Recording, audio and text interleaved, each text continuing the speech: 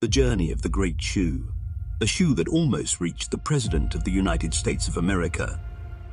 The open plains of the asphalt jungle, home to many creatures of different species, and the puffing ground to one of the most illustrious creatures, the shoe. Here we look at its journey and how it managed to reach such legendary status in society that we mere mortals dare dream about.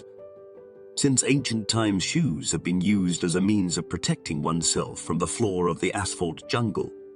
It has never been used as a weapon of mass destruction before. First, let us look into this great shoe's birth. It was born in the capital city of Turkey in a secluded village called the Ramazan Beydan Shoe Company, which was suffering from a declining birth rate. During its birth, he had a twin brother, which he was very fond of. Once released into the wild world, they always lived together, traveled together, and could not live without each other. But there was always something missing in their life. They always knew they were meant for something greater than themselves, but they also knew that they could not do this alone. They needed help to achieve their goal. They were always wandering from shop to shop in search of the chosen one to help them achieve greatness. They traveled all the way from Turkey to a place called Iraq in search of their quest for greatness. Many people would visit them on a daily basis, but they were not the chosen ones that would help them in their quest. Having suffered such hardships, one rainy day when the sun was shining, they met a person who appeared to have his own quest.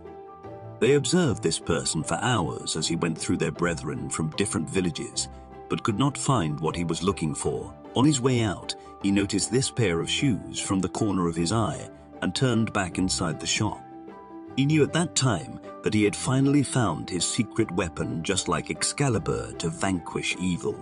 The weapon that was foretold by his forefathers. The weapon so great that no one would notice it to be a weapon. It was formless, as it would blend with anything, and it was undetectable, even with the highest level of security, and it came as a pair.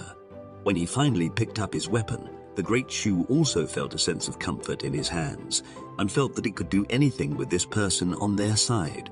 It was a feeling they had never felt before. But before they can embark on their journey, they would need to overcome some hurdles and avoid one of the greatest and most vicious creatures on the planet. The baby. Many shoes do not survive and are left permanently disabled after their confrontation with this deadly creature.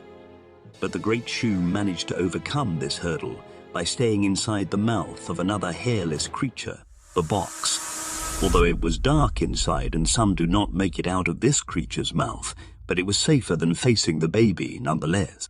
Having overcome this immense trial of perseverance, their journey resumed with the help of the Chosen One. Finally, they arrived at their destination with the Chosen One, having disguised himself, and the great shoe blending in as stealthily as possible.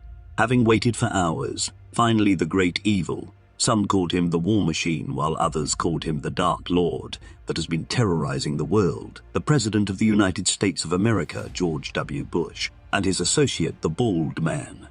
The Chosen One decided to take aim, and the great shoe and its brother were ready as though their life depended on it, and they only had one chance. They were locked onto their target, and the first shot was taken, and the next second the great shoe was hurtling through the air. With the help of its aerodynamics, it reached its target, but little did it cross their mind that the great evil had martial arts training, something they did not expect, as he used his agile reflexes to dodge the great shoe. Without thinking too much, the Chosen One took his second shot, and the great shoe's twin brother hurtling through the air was first, almost blocked by the Bald Man, but it managed to overcome the hurdle. However, the War Machine used his reflexes to masterfully dodge the great shoe's twin. Although the great shoe and its twin failed their mission, they did send an extremely powerful message across the world, announcing that they still exist, and they can still be useful as a weapon of the highest order, even though they failed in hitting their target, but they achieved their dream. They were being celebrated across the world. Some countries built monuments and museums in their name. Some people offered tens of millions of dollars to acquire this great weapon of mass destruction. Let's see if that's done it. 300 million. 328 million. Back to Francois de Porter. 330 million. 352 million. 352 million is bid. $355 million is bid. They became legendary figures and achieved names such as the Bush shoe and the Bye-Bye Bush shoe. In modern days, they are being used as bedtime stories for children, and various powerful individuals use them as a way to control their minions at home. The most important of it all was that they ignited a fire in the heart of their village, causing their birth rate to go up and increasing their population by another 300,000. After this incident, no one heard of the great pair of shoes anymore.